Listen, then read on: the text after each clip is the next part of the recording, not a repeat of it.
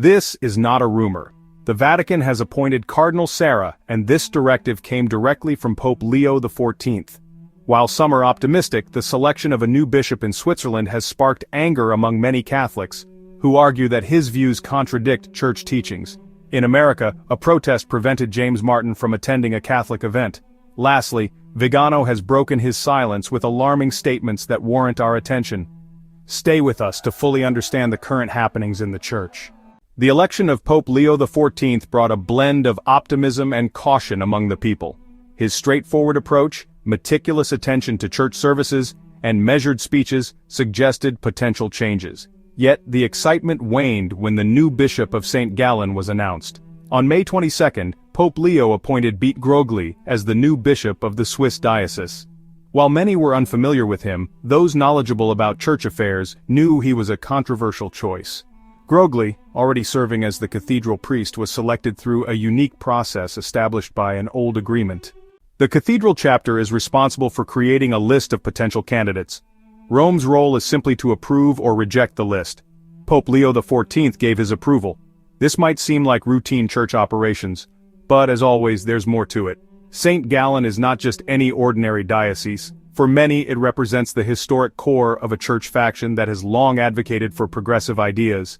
It serves as a reminder of the renowned St. Gallen Mafia, an informal group of progressive bishops and cardinals who are believed to have supported Bergoglio's election in 2013. Their ongoing influence continues to shape the Church's path, making St. Gallen a key point in contemporary Catholicism. With Grogli's confirmation known for his progressive ideas, it appears there won't be any major shifts.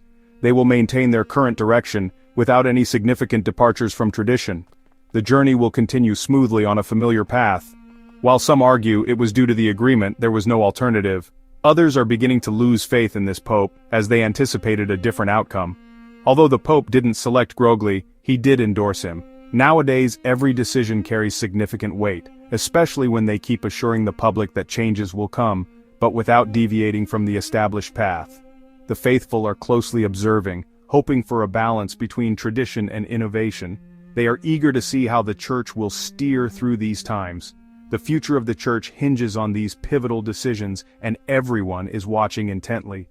Now, let's turn to some uplifting news. Despite some unreliable online chatter about potential new roles for Cardinal Sarah under Pope Leo XIV, these roles were never officially announced or confirmed by any authoritative source. We now have some verified news directly from the Vatican.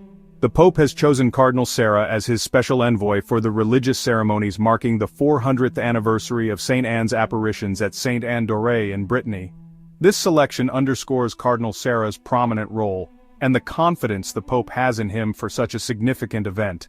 It is a clear recognition of his dedication and the high regard he holds within the Church. Cardinal Sarah's influence and contributions continue to be acknowledged and celebrated within the Vatican and beyond. The festivities scheduled for July 25th and 26th are part of the Jubilee year.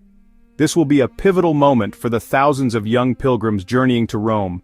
Cardinal Sarah will lead the procession. A special mass will be held at the shrine constructed on the site of the 1623 apparitions. This shrine is a significant place of worship and pilgrimage. Amidst all these events, the special role assigned by the Pope holds great significance. Pope Leo XIV's leadership is vital during this important period for the Church. The faithful are assembling and the church bells are ringing, signifying this significant event. This event not only places Sarah at the heart of a significant church celebration, but it also subtly reintroduces a prophetic voice to serve the entire Church. As Cardinal Sarah prepares to officially represent Pope Leo XIV at the Jubilee celebrations in July, something noteworthy happened in Pennsylvania, thanks to the persistence of laypeople. At Holy Family University, Father James Martin, a Jesuit known for his outspoken views on controversial topics, was invited to speak at the graduation ceremony, marking a pivotal moment for the university. This event underscored the ongoing dialogue within the Church and the influence of laypeople in shaping its direction. Father Martin's participation in the ceremony was a testament to the changing perspectives within the Church. His presence highlighted the importance of inclusivity and dialogue in modern ecclesiastical settings. News spread rapidly through online Catholic communities, leaving many surprised and upset. The reaction was immediate and resolute.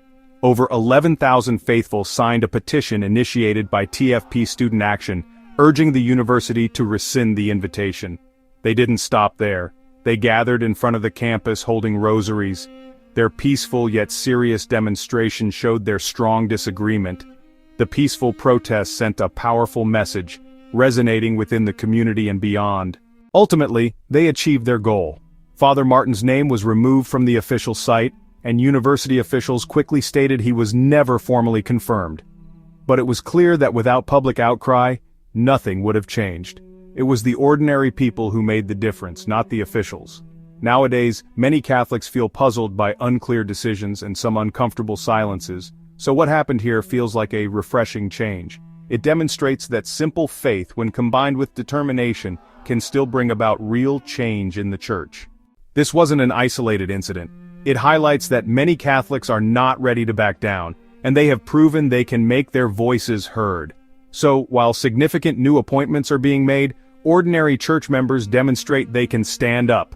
And at that moment, like a bolt of lightning from a clear sky, Archbishop Carlo Maria Vigano steps forward with a message that goes beyond a mere statement. It's a stern warning. He shared it on his official page, and his message is unflinching. Not for the faithful who may be overly trusting, and not for the new power structures within the Church. Vigano starts with pointed yet clear criticism. After years of questioning Church doctrines under Pope Francis, many Catholics clung to a false sense of hope. They thought that with Leo XIV, merely altering the approach would be enough to correct the teachings. But the Archbishop argues, this understandable desire can't turn into a fantasy world, where every action is interpreted as evidence of what they wish to believe. A make-believe Church and Pope that, while comforting, don't reflect the true situation, and for Vigano the facts are self-evident. The appointment of Bishop Beat Grogli and St. Gallen, whom Vigano has labeled a notorious heretic, is just the beginning. Additionally, the selection of a nun as the secretary for the Department of Consecrated Life, frequently referencing Bergoglio's most debated documents, the Declarations on Ecumenical Collaboration, and the concept of synodality, and even addressing the primary discourse on climate change. According to Vigano, all these actions indicate not a rupture, but rather a troubling continuity. In conclusion, like someone who can no longer remain silent, the Archbishop urges everyone to view the situation with spiritual insight, to recognize the deceptions, and to be wary of those who speak pleasing words just to comfort you, but actually create confusion. He emphasizes that this is the only way to resist the actions of the evil one, who operates through lies and obfuscation. His message is direct and uncompromising. Christ is the King and the High Priest. Salvation is only through him, and hope isn't about ignoring reality but about facing the truth even when it's difficult. What are your thoughts on this? If you enjoyed this video, type Amen in the comments. God bless you.